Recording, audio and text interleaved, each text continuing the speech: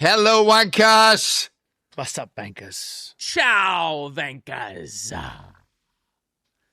Guenther, this was a crazy one. A lot of craziness, huh? A lot of craziness, yeah. A lot of craziness, Isn't it? a lot of politics, a lot of Italian chaos. It's like a bowl of spaghetti, huh? You know, it was all over the place, you know.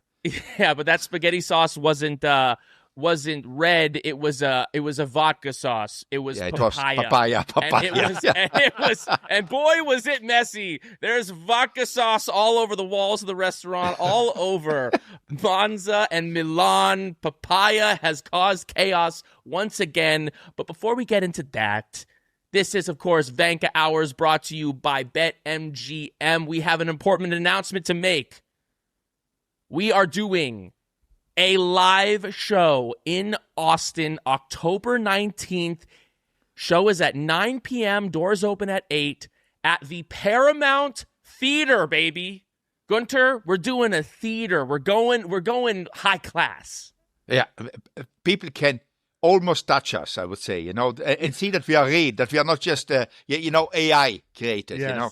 Yeah. Well, don't listen, Guenther. Don't give people the opportunity to touch you. We see what these That fans costs do extra, like. right, Guenther? They touch you. They touch you, guys.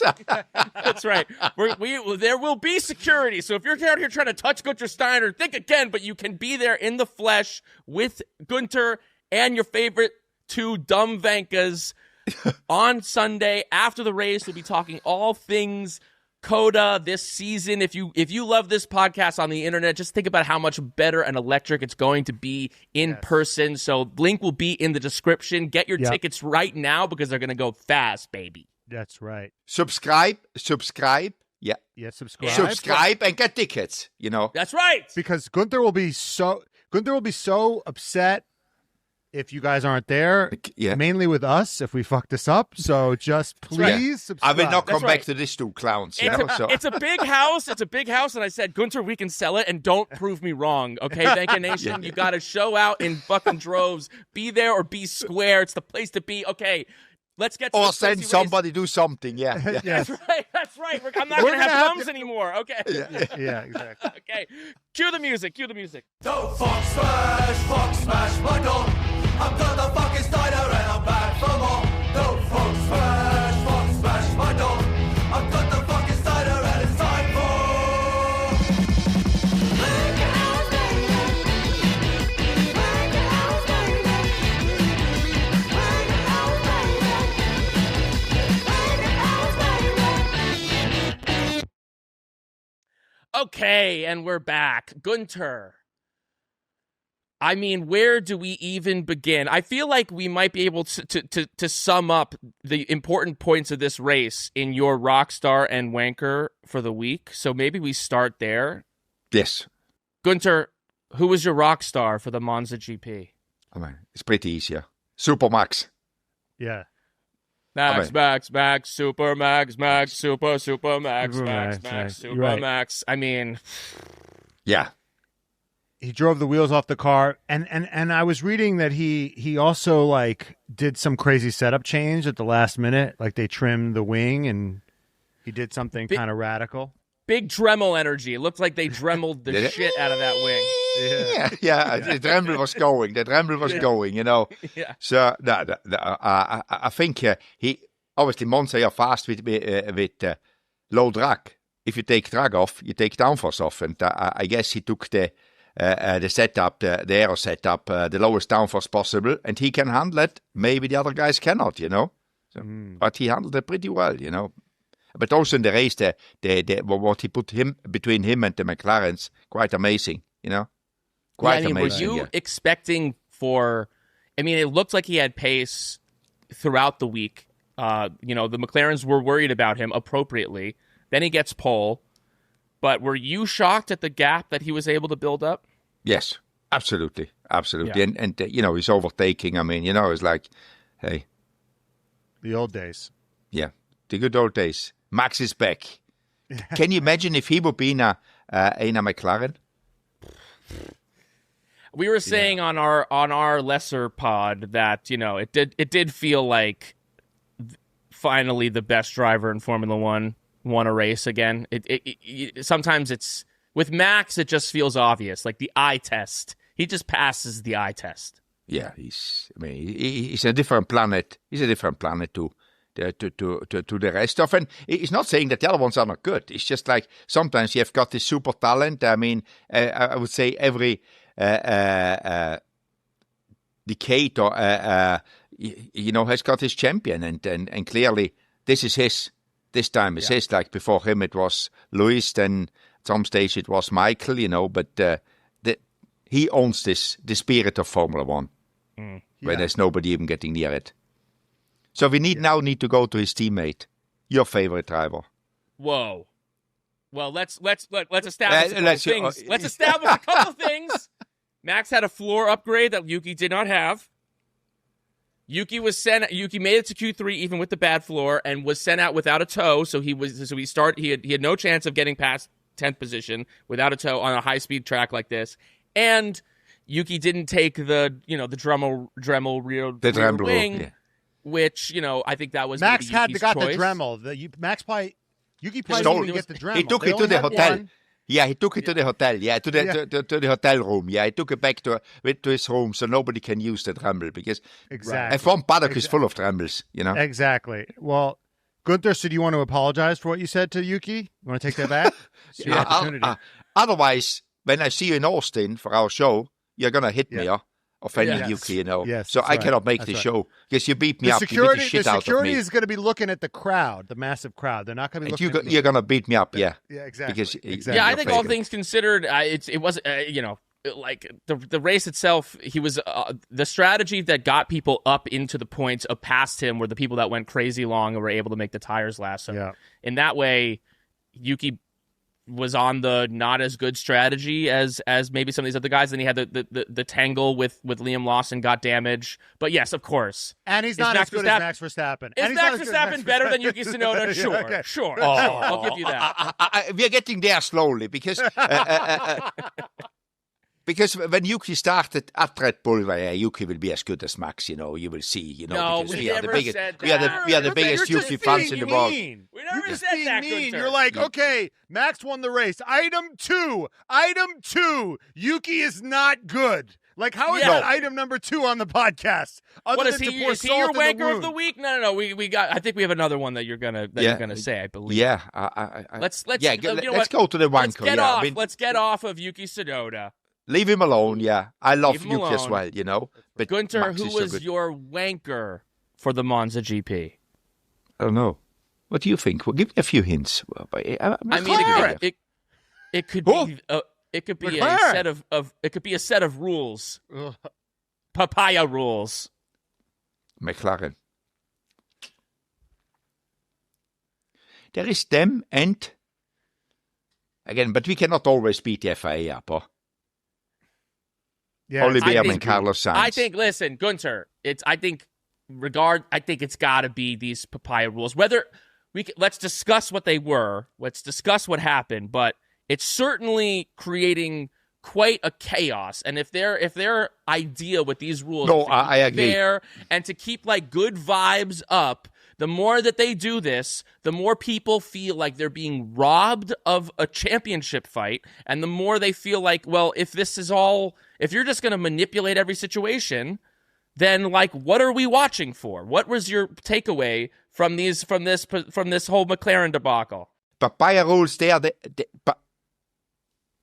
what do you call it? The Pratt birds, where all the people are sitting. They are the wankers. It's called the Pratt bird. The pit wall is called the Pratt bird. Okay. Because all the Pratts sit on there, Of all the teams, I think they get the wanker of the week because they decided what they did. Because that I would have never done that. I mean, what would you have done? How would you Oscar have called that race? Just leave it. Just leave it. Just leave it. What? I mean, if Lando gets on the because here's the sequence of events because I've actually looked at this. Yeah. Lando actually it was his idea to kind of goal hang a little longer for the safety car. And he was like, I'll stay out one long, because they didn't really give a shit about Leclerc undercutting. Lando's like, I'll let Oscar come in first, but don't let him undercut me. and I'll stay out a little longer, maybe so I'll have the fresher softs, and maybe I'll have one more chance at a safety car. And he definitely didn't want Oscar to get the safety car.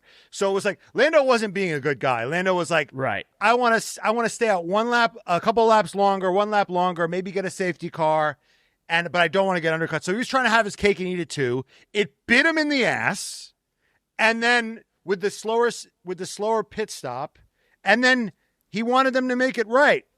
And I guess my question for you, Guenther, is McLaren screwed Lando on the pit stop, and that's not fair, right? Because McLaren gave Oscar a better pit stop. But in Hungary, McLaren gave Lando a better strategy, right?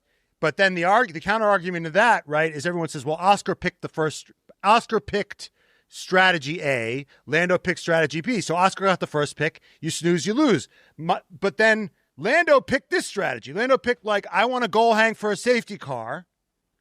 And you snooze, you lose. So it doesn't seem consistent. So I guess my question for you is, how do you draw the line between, McLaren fucked up and they need to make it right and shit happens? How you put it is too complicated. It's very simple. Simplify it. Okay. I mean, what can Oscar do if they have a bad pit stop? It's not, that can happen to anybody. That's part of racing. You have a bad pit stop, that's part of your racing. Therefore, okay. Forget about if Lando wanted a better strategy, what he was trying to do. If everything had worked out and the pit stop wasn't bad, which, it's part of racing having a bad pit stop. I have plenty of them as well, by the way. So, it's like, that is, you cannot, this was not a manipulation or strategic. It was like a bad pit stop is part of the racing. It's a racing incident. It happens like you spin out or you go off and you lose 3 or 4 seconds. That can happen. Obviously, he hasn't done it himself, Lando. The crew has made a mistake, and he was unfortunate that it happened. So I would have said we leave it like it is, because now every time it's all this, you owe me this, he owes me that. Last time I did like this, and it always be, we are trying to be too fair, because fair would be just leave them like they are.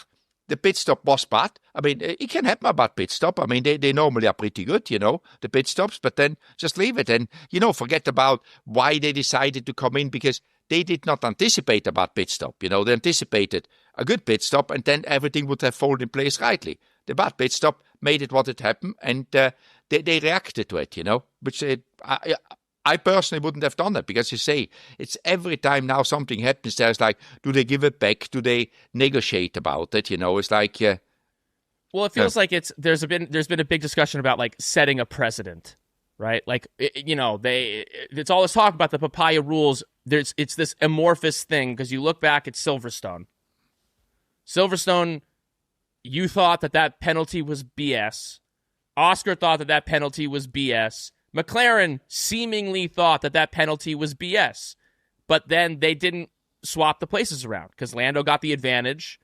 Would you have called that that shit happens? Like that you're okay with them not swapping the places in Silverstone as well, correct? Yeah, absolutely. Right. It's racing, It's so right, exactly. So this is where it gets into the, like, in a situation like that, they don't want to make it right or, manipulate it or change it when it was in their power, because they were 1-2. They could have easily swapped those places around. But then this is this other situation where something happens that's a shit happens kind of moment that they're responsible for, sure. But as Matt said it on our podcast, they seem to really want things to be fair, want everything to be fair. But how far do you take that? How far do you take that? What is fair? What is fair? Is it fair if there is... But that, again, is a decision by somebody saying it isn't fair because the wheel gun didn't work or whatever it was. They had a bad pit stop, put it this way. So if that happens, we need to be fair and give it back. I think that doesn't work in racing. These things happen and you need to go. I think Oscar swapped. He agreed to it because he knows he's standing in the World Championship. If this would be a race for the championship, he would not have swapped. That's my opinion. Right. Okay. Now, in the press conference afterwards, they asked them that exact question. They said, if there were 2 or 3 races left to go and this happened, would you do it? They both said yes. Do you? And I mean, what are they feeding them over there? Because they're drinking some papaya Kool-Aid over there and fucking in Woking, because these boys seem to, at least what they say, you can tell that they're not that comfortable with it. But what they say is that, like, these are the rules and we're going to abide by them. At what point is that going to break down? Who do they have hostage over there? But when it will break down, when it really comes to a championship. And I don't think, I mean, I've never seen this from teammates. If they, in the moment, they are again too far apart, that Lando really can say but if Lando gets close again, or Lando gets ahead, I don't think that Oscar will, do what he did. I mean, he wants to win the championship. So does Lando. Obviously, in the moment, we see Lando having the advantage because they help him to get close to Oscar. The good thing is for us, if Lando gets close, we have got a fight. There is something going on. But if they keep on swapping, it's not a fight. Right. It's a fight off the pit wall. Right. Honestly, what's more insane to me in this whole thing is that what was more insane that's gotten kind of overlooked in this whole thing is that they asked Oscar to give Lando a tow because the Constructors' Championship is over. Like, they've got the Constructors in the bag. I mean, if you were the head of McLaren and you had the Constructors in the bag, so like you really don't care at this point about this, how the drivers are finishing in the aggregate because you have it. Yeah. Is it really fair to ask Oscar to give his championship rival a tow? I mean, they say they don't really want to get involved in qualifying. Is that really fair? Because if he hadn't given, forget the 3-point swing, if Lando gets knocked out in Q2, that's a dagger. That's a dagger, because he's already down 30-something points. He's got to start like 12th. Or wherever it is, that's a freaking dagger in this championship. I don't think he's coming back from that. So, I mean, that in many cases is an even bigger imposition than in the race. I mean, how did you feel about that in qualifying? Given that they're way ahead in the Constructors and this whole thing is fucking irrelevant. Yeah, but you still want to. I mean, I understand that one, if you can help. And he didn't have nothing to lose, Oscar, because it wasn't about P1 or P2. It was about getting to Q3. So it's fine. I think that that's pretty cool to do for a team, because you never know if a car has an issue as McLaren. You want to be as much in the front as possible with both cars, and then fight the next day, for the race. But in qualifying, I understand it. And it wasn't, as I said, it wasn't for pole position. It was for a different reason. And if he needs help, fine. He needs help. Let's do it. I guess but it goes to a little bit what people find like not satisfying about this championship, which is that like there is this kind of, after you, sir. No, after you, sir. Like, it's a lot of overthinking. It's overthinking, it's over niceties, and it's just like at the end of the day, this is the pinnacle of motorsport, and what you want to see is fierce competition, not like all bodies will help each other. No, I fully agree. Competition. It's just, I want to see Alonso Hamilton. I want to see blackmail. I want to see like stopping in the pit lane. Drama. But even more than drama, but more than drama, because I think there's like this vibe where it's like, well, then they have to just hate each other. But at what point does like being a nice? Sometimes you can be so nice that you actually can make things worse. And like, does all of this press around it, the entire Formula One world looking at this thing and being like, hey, what the hell are you guys doing?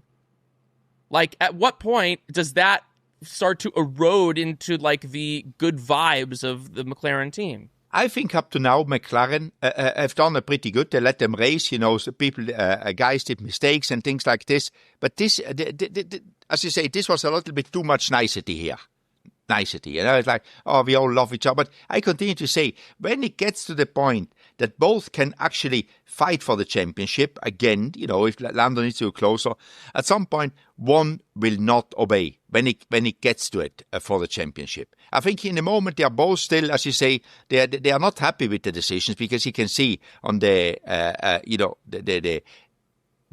faces when they speak about it. They're okay because they're told to be okay. But when it gets to it, that you say, I can win the championship, but if I'm nice, I lose it. I don't think they will be nice. Because, I mean, who can deal with that one? Because as you know, this episode and every episode is brought to you by BetMGM. There's so much to bet on this year in Formula One. If you haven't been doing it, there's still money to be made, baby. I've already said it in the podcast, Max Verstappen in Vegas. I like dem odds. He's not going to be a favorite. They're thinking it's going to be the McLaren boys, but you know that Max Verstappen with that straight line speed, or maybe George Russell with the cool temperatures. You never know. We think McLaren's going to win every race, but then Max Verstappen, George Russell, people throw their hats into the ring. We know that can happen. Also, you never know who's going to be that third person on the podium. You can do so much of that on BetMGM. And we use BetMGM for all of our picks, and we have a special offer for our listeners each week. And if you haven't signed up for BetMGM yet, use bonus code DADDY, and you will get up to $1,500 first bet offer on your first wager with BetMGM. Here's how it works. You download the BetMGM app, sign up using the bonus code DADDY, deposit at least $10, and place your first wager on any game, race, whatever. You will receive up to $1,500 in bonus bets if your first bet loses. Just make sure you use the bonus code DADDY when you sign up. BetMGM. Make it legendary. Gambling problem? Call 1-800-GAMBLER. Available in the U.S. Call 877-8-HOPE-NY or text HOPE-NY 467-369 for New York. Call 1-800-327-5050 for Massachusetts. 21 and over only. Please gamble responsibly. Call 1-800-NEXT-STEP for Arizona. 1-800-BETS-OFF for Iowa. 1-800-981-0023 for Puerto Rico. First bet offer for new customers only. Subject to eligibility requirements. Bonus bets are non-withdrawable. In partnership with Kansas Crossing Casino and Hotel. See BetMGM.com for terms. U.S. promotional offers not available in New York, Nevada, Ontario, or Puerto Rico. It's an interesting thing, Matt brought this up earlier, that Lando, the decision was ultimately his, right? That they said, Lando, we're going to bring you in this lap. He said, don't you want to box the other car first? And I think Matt's right, that he was holding out for, let me stay out for 2 more laps in the odd chance of a safety car, and then maybe I can win this race, right? But then what they tell Oscar, immediately after Oscar comes into box, they tell Oscar, we've pitted you first to cover off Leclerc, and then you guys are free to fight. I guess I'm just why would they tell Oscar that was the reason they did it when it clearly wasn't? Leclerc wasn't a real threat, but then they said that. So, do you know what I mean? It feels like there's this element of we're trying to be nice, so now we're lying. Now we're lying to our drivers about why we're doing X, Y, or Z. The Leclerc, well, if you don't have the full data there, you don't really know what they, maybe they were worst case scenario, in your strategy. You've got the worst case scenario. Was it possible? Obviously, if you look at it now, you say, we could never have get anywhere near them, Right. But maybe their worst case scenario strategy said, we need to react to this one so Leclerc cannot undercut us. Sure, but they wanted to pit Lando. They were going to pit Lando, and then Lando said, no, pit the other guy, and then they told the other guy the reason they pitted him was to cover off Leclerc. So that was it was just clear. Listen, might it have been actually, retrospectively, look, it's actually good because we're covering off Leclerc, but it just feels like, and here's the thing. Here's the thing. Wait, can I just say one thing? What Oscar should have done. One thing. Did I just say one thing? Nice guys will fucking lie. I gotta say it. Sometimes when people are not nice, if you meet someone and the thing that they say about you is that you're nice, sometimes the underside of that coin is they will lie to you in order to maintain the niceness. But nice guys never win as well. They finish last. Nice devious guys might win. That's right. Something different between nice and devious, But you know what? If we were to do in a time machine, what Oscar should have done in Hungary was he should have said, yeah, I'll box first, but if Lando overcuts me or goes long, then he's got to give the place back. Because that's basically what Lando did. He said, look, I'll come in first, but if it doesn't work out in my favor, you got to swap it back. Because that's what ended up happening in Hungary, but Oscar didn't get insurance. He should have asked for insurance. That was his mistake. The good thing Oscar has got on his side, he's in front in the championship. So I think he worries less than, as I continue to say, if he would be very close or behind him a few points, he wouldn't do like he does. Because I think he says, I keep this as smooth as long as I can, no fight, and when it gets to it, I fight. But maybe I don't need an argument. In the moment, I'm in control. Do whatever you want. I ask the question. Get a lot of credit. In my bank account. So when it goes against me, I then come back hard. I did this for you. I did that for him. I did that. I want now something back because I want to. I think he thinks this strategic now, and obviously he's not happy. But he says, "I swallow." I agree that I think Oscar saying no, fuck you guys was worth it in the long run. It's 3 points. He does have a commanding lead in the championship at the moment, but. And now he has credit. Yeah. More than that and more than this race specifically, I think it's just like it's now been 2 years of these amorphous papaya rules, and they continue to kind of like rub seemingly everyone the wrong way. I guess we were going to do a gas or break about this later. I guess here's a gas or break that I have for everyone here. F1 should go back to no explicit team orders as a rule. Gas or break? I need to think hard about that, Need to think. Gas, because it's better for us. It's better for the fun. No. But then again, how you actually control it and what would be the penalty if you find out to do them? It's just so difficult to police because if you put team orders in before the race and you don't speak over the radio, it's like. Okay, was there something agreed or not? It's like... But it would just make it harder, wouldn't it? Because I'm going full gas because I just... Yeah, it's better. This thing has gone on too much. They have too much control. The idea that like the team can have this much of a thumb on the scale when it comes to things that are happening on track, you need to like...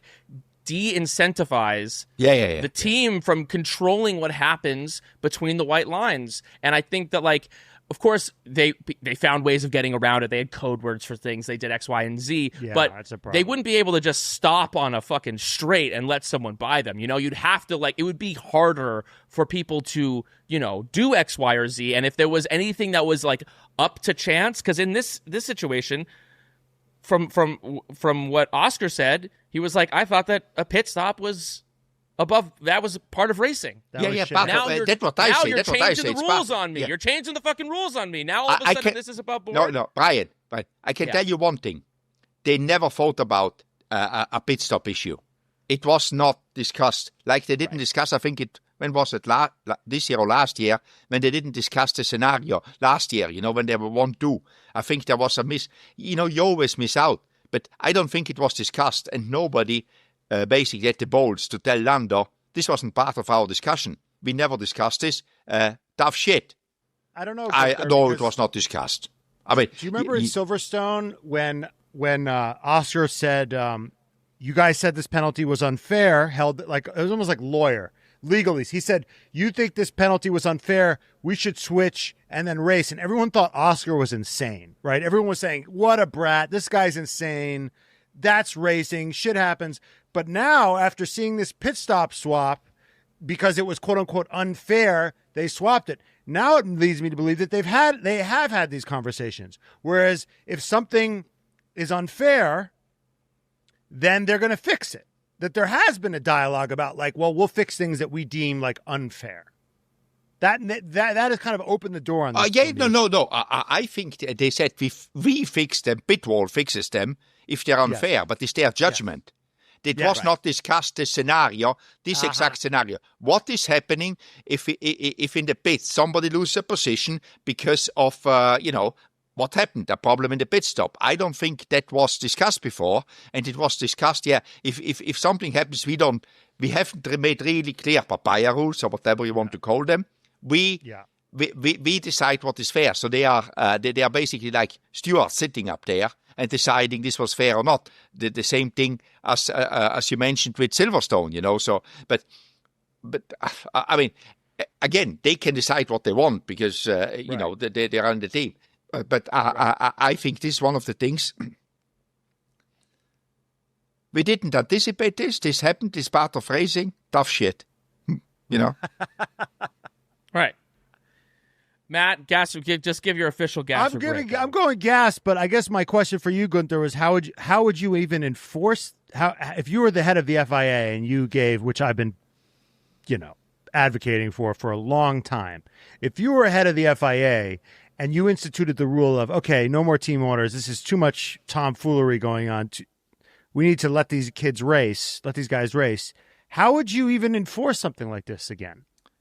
That's what I said. It's very difficult to enforce because either you can decide before, you need to do when you see it yourself, if you lose a position through something and, this, you've said you cannot enforce team orders or you cannot do team orders. You just say, hey, Lando lost in the pit stop, and then that it was discussed before that you had to let him by. And you let him by. Nobody told you. You decide yourself. But it was decided before. That is the issue always with team orders. And therefore, I think they were taken away because you cannot police them. You cannot control them, because people just find a way around it. And then it's even more silly because then we discuss, was it team order or not? Why did they do it? It's like we are back to square one. Yeah. I just feel like it's interesting. It's like when I think about like the idea of team orders, the only scenario in which I like it is if it's a team battling for a constructor's points. Absolutely. Yeah. Where you're like, I want to, I have damage. Our best chance of getting the maximum amount of points for the team is, doing a swap of these cars here or doing whatever. Yeah, or if one car is faster and tries to catch the car in front and is held up by the teammate, you say, let him by because he can catch the car in front to get more points. Right. I mean, I think there it is cool. But like this it's overthinking it, It's like, we need to we need to be overcorrect. We cannot. And if things like this happen, it gets boring pretty quick, huh? Yeah. Yeah. Yes, it does. Anyway. All right. We need to speak with Zach about these bloody papaya rules, Fuck them. Let them race, I mean, the biggest unfair thing. Yeah, I mean, if you really want to be fair, then you should break Oscar's engine next race. That's how you're really fair. I mean, if we're really trying to be fair here. Right. If you take if you take this theory, this is obviously he's being hyperbolic. If you take the we got to make it even, we got to make it fair. Well, Lando had a DNF because of this thing. You take this thing to 100? What, we're gonna break Oscar's car now? We're just gonna break it because it was unfair that Lando had an engine issue. Yeah. No, it's life ain't fair. It's racing. And life's a bitch, and then you die. That's why we get high, because you never know when you're going to go. Isn't that right, Guenther? You're a philosopher as well, Yeah. Have you, before we move on from this, have you ever seen anything like this to this degree with it in Formula One or racing in general?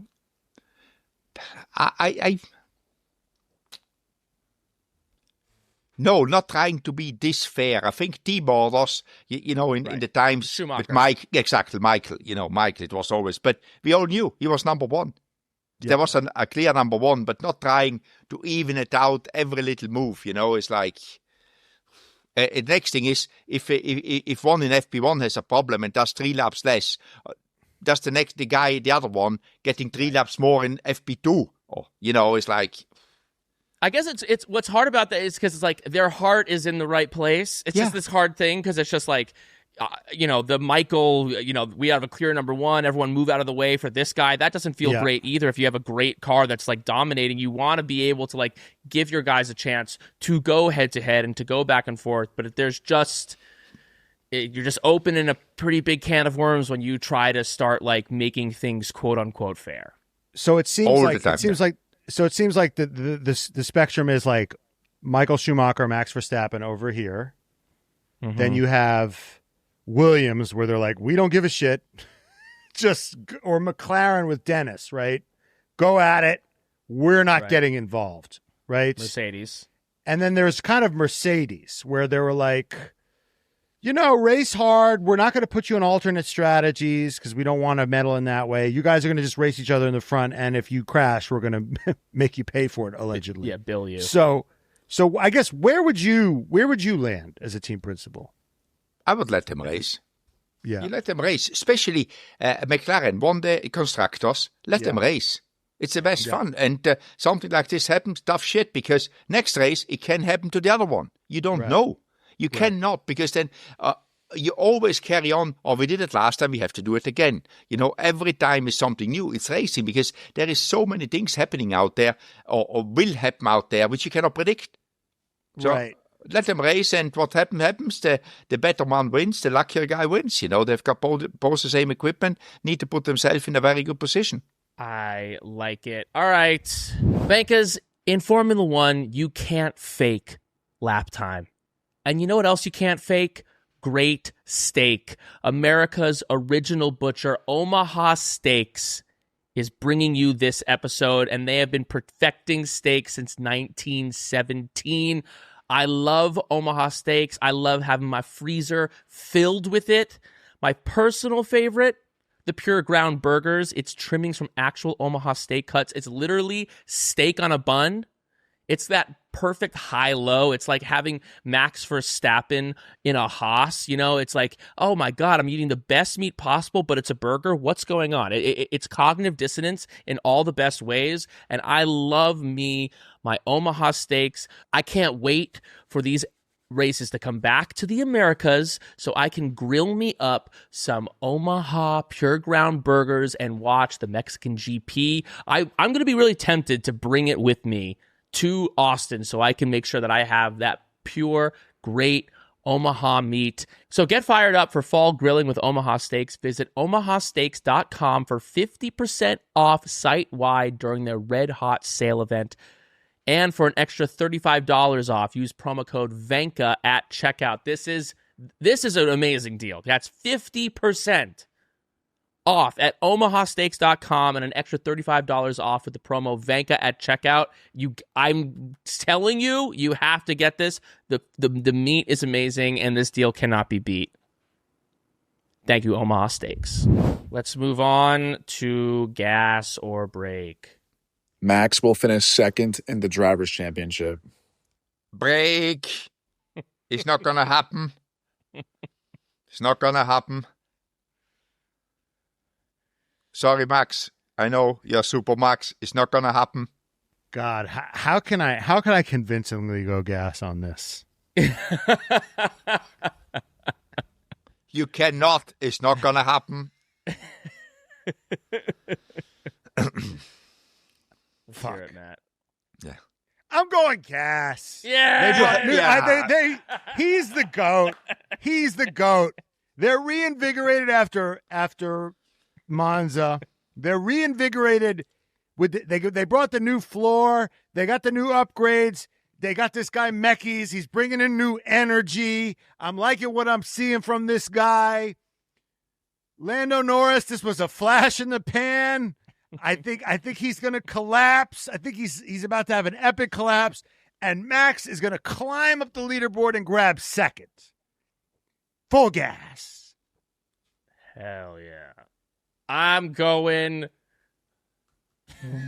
like I need to go gas. It's obviously not going to happen, but I'm going gas, baby. You know why? Because I want these McLaren boys to start crashing and having DNFs and going for it hardcore. And Max Verstappen to squeeze out a couple more wins. I think he's going to win again in Vegas, and I think obviously it's not going to happen, but a boy can dream.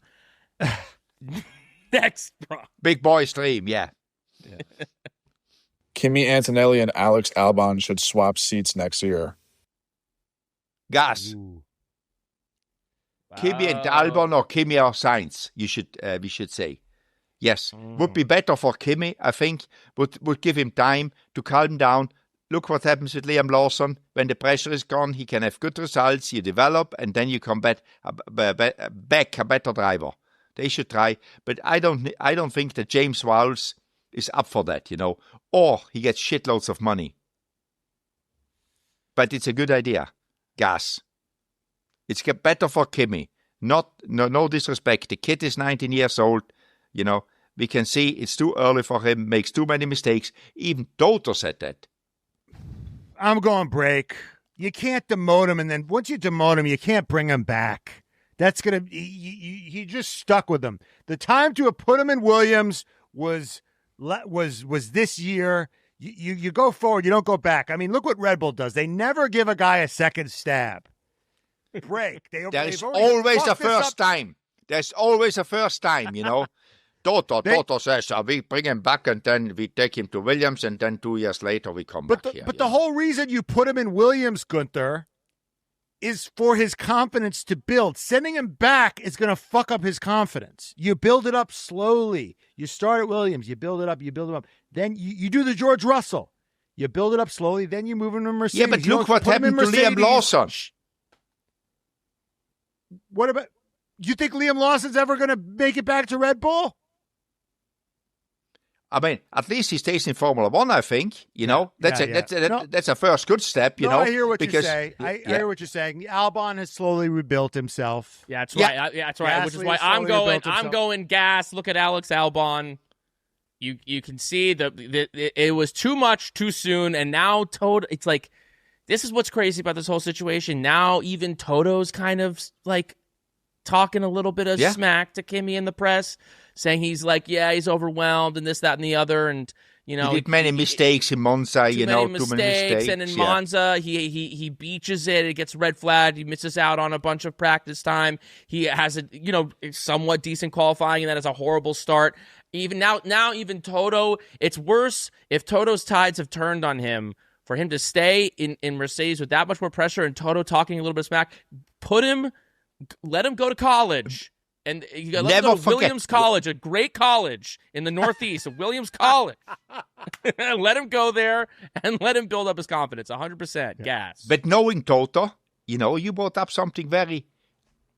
Knowing Toto, when he starts to talk about, there is always something behind. Maybe he's thinking about that, saying, I make too many mistakes. Maybe in 1 or 2 races, maybe it is better we send him to Williams to learn, but maybe Alpine. There is something. Yeah. I don't know. Who would you're right. Alpine's going to have a Mercedes engine. They're going to have Mercedes engine. But who they are going to put in the Mercedes, No, here's the question, though, Guenther. Of the Williams boys, I know you said either one of them. If you were going to choose who's going into the Mercedes seat, who would you pick? I think they're equal. I would pick, it would be more depend which one would James Vowles have rather go there. So that you can make the deal, because if you tell him I want this, then he says no, I don't do it. I will go, which one you want to give us, and then I think that would be the better, because. Okay, wait, Guenther. This is a question. All right, you're James Vowles. Yeah. I'm Toto Wolff. I come to you. I say, I want one of your drivers. Who are you giving up? I will give up Carlos. You'd give up Carlos? There we go. Because Albon is there longer, knows everything. Has got, in the moment, the better results. You just can see that one. I will give up Carlos. Cheaper. Carlos or Albon? I think Albon's probably cheaper, right? He's probably on a cheaper deal than Carlos. No. Yeah, but I would make anyway Toto pay for it. I would give a shit about that one, But I'm saying, as a owner, as a team boss, you're probably getting more for your money with Albon at this rate. Yeah. As a team boss, but mainly, I think Albon now is as well a good bait, because he brings a good performance. So I don't think there's a big difference. But anyway, if for me it would be just because of the performance, and he's there a long time, knows everything, has got the better results. If you have to decide quick, he would say, if I'm James, I let Carlos go. And if I would be Toto, I wouldn't be disappointed with that one, because Carlos can bring the performance. If he goes to Mercedes, it's just like he needs to get there, learn. And he can handle the pressure. I mean, we've seen him at Ferrari. He can handle it. So All right, next prompt. Nico Hülkenberg should be worried about Gabriel Bortoleto. Gas. I think he's worried. I mean, because Gabriel Bortoleto is doing a fantastic job. I mean, we can't say he shouldn't be worrying. He should be worried. He's a rookie, and he says it himself. The guy is quick, and I'm sure Nico thinks about it, saying, he's one of the best qualifiers.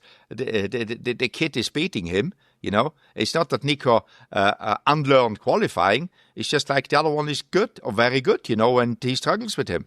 I'm going break. he was out of the sport. He was a reserve driver. He was sitting on the couch. Didn't know what the fuck was happening with his life. He was getting fat, yeah. Was getting fat, out of shape, and some guy named Guenther Steiner called him Steiner, up. yeah. Steiner brought him onto Haas. He resurrected his career out of fucking nothing. Resurrected his career. He got one more long-term deal at Sauber that he never expected to get. It's just a bonus for him. This is all bonus. He's playing with house money. It's his last contract ever, probably. So who gives a shit? This is all bonus to him. He's playing with house money. He doesn't give a shit. Break. He's not worried about shit because of Guenther Steiner. I'm going gas because without that podium, and listen, That's that was he's got the podium. What's his mission? His life is complete. For sure, but I think he wants to be more than just. I mean, he got the monkey off his back, but I think he felt like maybe there's more for me here. He's got it's Volkswagen Group, right? It's the second biggest car manufacturer in the world. I've heard Guenther say it many times. There's a big opportunity in the next few years, and honestly, without that podium, that's a big podium. But this year would be starting to be kind of embarrassing for him.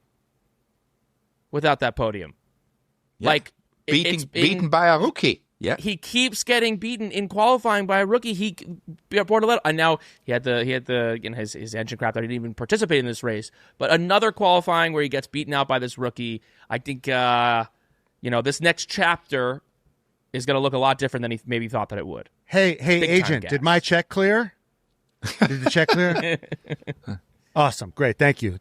All right, thank you. That's it. All right. Next problem. McLaren has a bias towards Lando. Break. I don't believe that. I think they more than anything else, they overthink it, to be fair. The word fair, they overthink it to be fair. They don't see anymore Lando or Oscar. They just see two cars. We need to be fair because we are fair. Everything needs to be fair. Life is not fucking fair.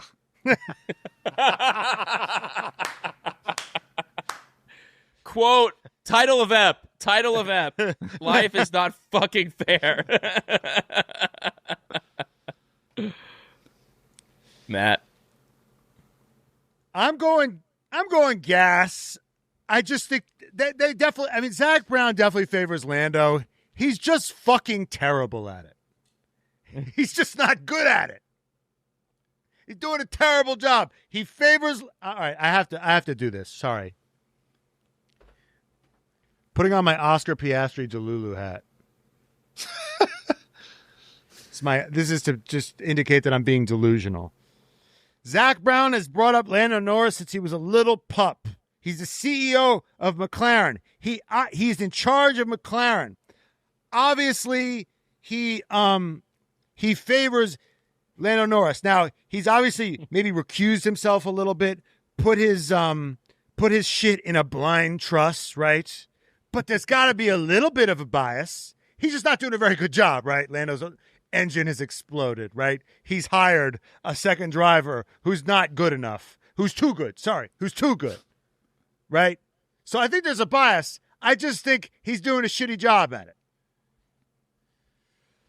I'm going to say gas, but slight gas. I'm not going to say huge amount of gas, but, within this year, I think all things being equal, if this is how they were going to call balls and strikes, they should have swapped the positions in Silverstone if they were going to pull something like this. And the way that you beat those allegations of not favoring Lando is you look at a situation like this and you say, hey, this wasn't that dissimilar from what happened in Silverstone this year.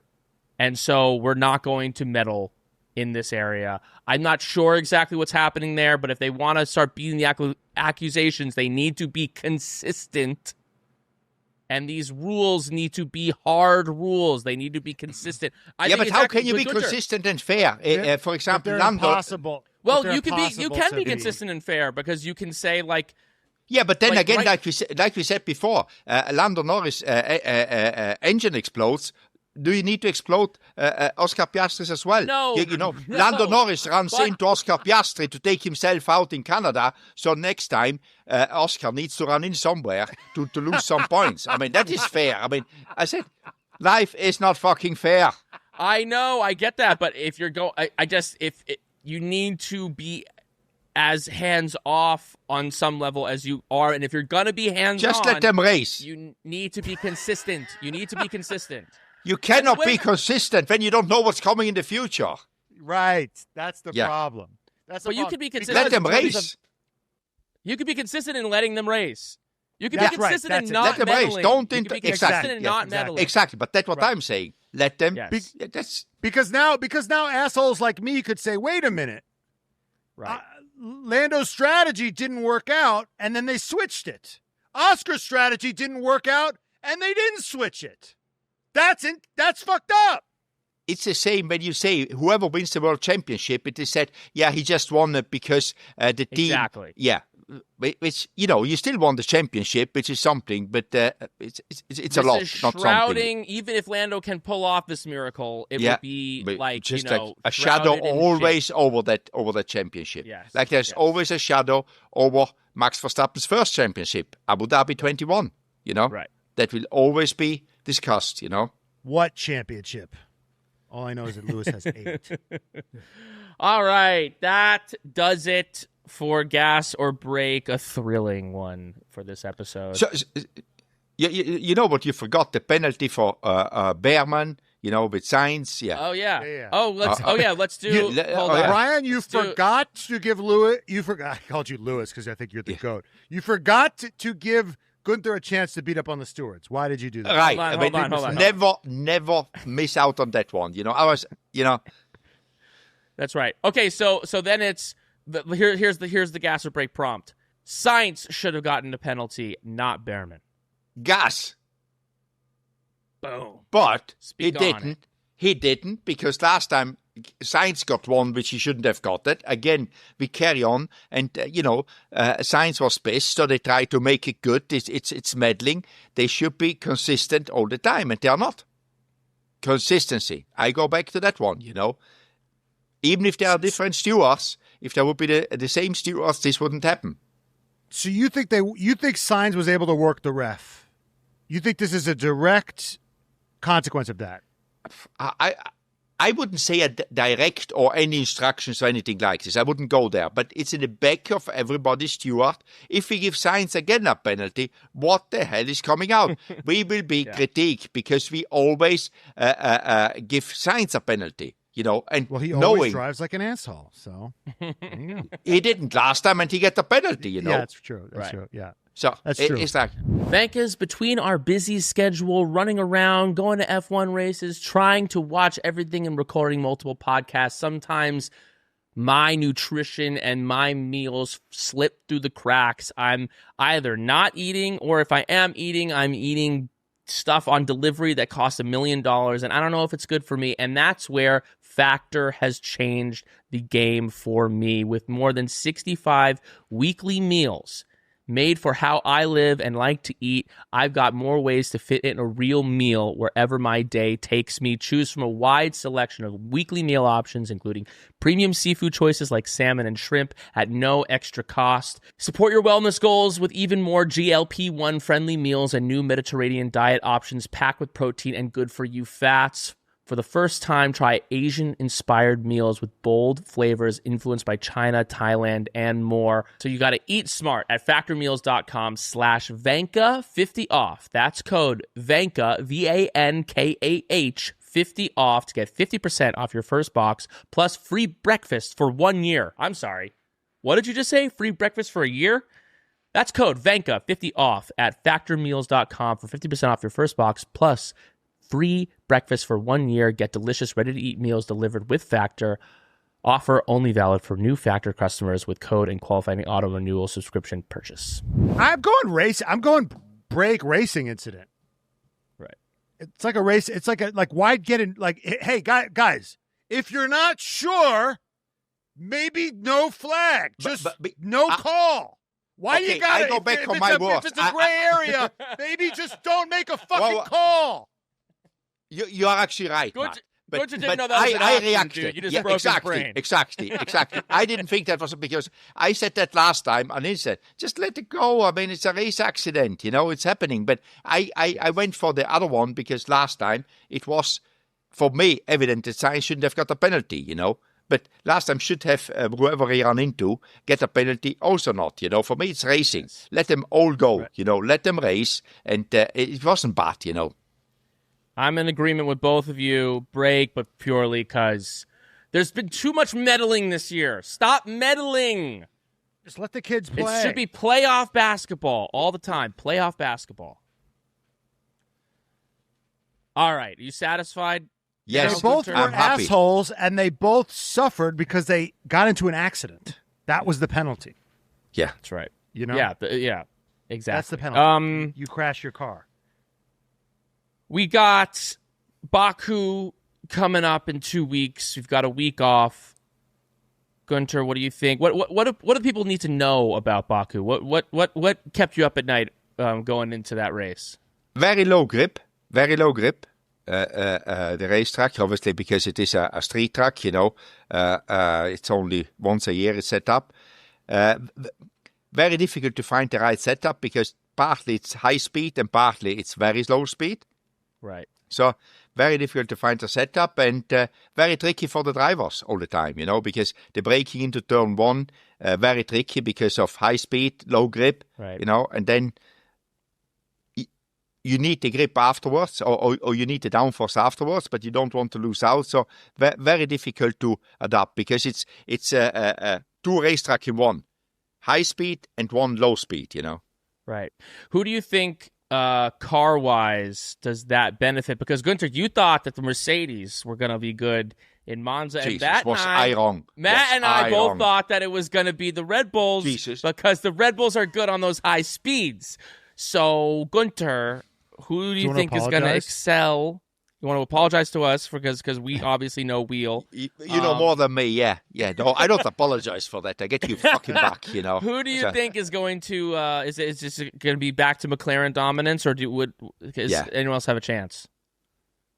I think it's back to McLaren dominance because in this mixed high and low speed, I think they can get a better setup. In Monza, obviously, it's all high speed, low drag, low downforce, and they had Max there, which I think can deal with less downforce. But in the tricky bits in Baku, you need your downforce. Otherwise, you cannot get out of the turns because you have also no mechanical grip. It's slippery as hell, So on street tracks, does the ground effects kind of get messed up because it's like bumpier and it's like not as built for racing? Yeah, it wouldn't say you need to play with your ride heights, as you know, all the time, So, but I don't know how bumpy, because Baku changes from year to year because it's road which is driven on it, and I don't know if they resurface or what they do. You just find the bumpiness out when you get there normally, because. So. All right, so you think it's going to be McLaren's back? What's your podium? Lando, Oscar, Leclerc. Lando, why are you favoring Lando all of a sudden? I'm not favoring him. You asked me what I predict because I think in the moment he, is doing pretty well, and he won a few races. I just think I don't know why. It's just like Okay. It came into me. Your predictions are based on. Third eye is on my long nose. My predictions are based on my long nose. Yeah. That was an amazing face you just made. Yeah. I cannot redo it. No, I cannot redo it. Okay, all right. That was pretty good. Matt, what's your prediction? I'm going Oscar, Lando, Leclerc. I am going Lando, Oscar, Max Verstappen. I think that long straight is going to be just all right for him. Guenther, before we go, we have to say congratulations. Your team that you just purchased in MotoGP got a podium. Yeah. Wow. I mean, obviously, Carlos Espeleta, which is the CEO of MotoGP of Dorna, he actually said after the race, "This you got more points in this race than you got the whole time at the F1 team. That was his how he complimented me. The bastard. So that was his, and he laughed. He smiled at me. So it was about time. This is so exciting. Were you there? Yes, I was there, and I guess you didn't watch it because I think they showed me on camera. And you need to start multiple to watch times. Like They showed it multiple times, Matt. All the wankers need to watch now MotoGP as well. Yeah.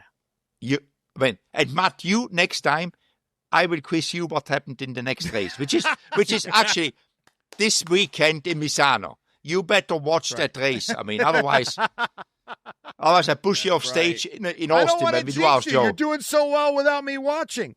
Now, what's it feel like to go so long in F1 without a podium and then just get it immediately? You don't believe it. Yeah, exactly. It fucks with your head. Yeah, is this real? I never thought this would happen. I didn't do anything, by the way. It's the team is. Right. That's maybe the secret of the podium. I was not involved in anything. Because the Hervé Poncheral, the guy which sold the team to me, he actually still runs the team until the end of the year. So I give him the credit, not me. Right. I was just a lucky guy being there, but better lucky than good. But you shook Enea Bastianini's hand, and he then maybe said, "Wow, Guenther Steiner, he's greatness, and he's Italian." All his energy got into him, and he, That's right. Yeah. He had that Guenther Steiner, extra. But now the only thing he wants that Matt watches MotoGP. That's what Enea Bastianini said. Yeah. And by the way, when you get rid of the Marquez brothers, you don't really count them, so it's basically a win. Right. That's right, because they are just like, they're in a different league. Yeah.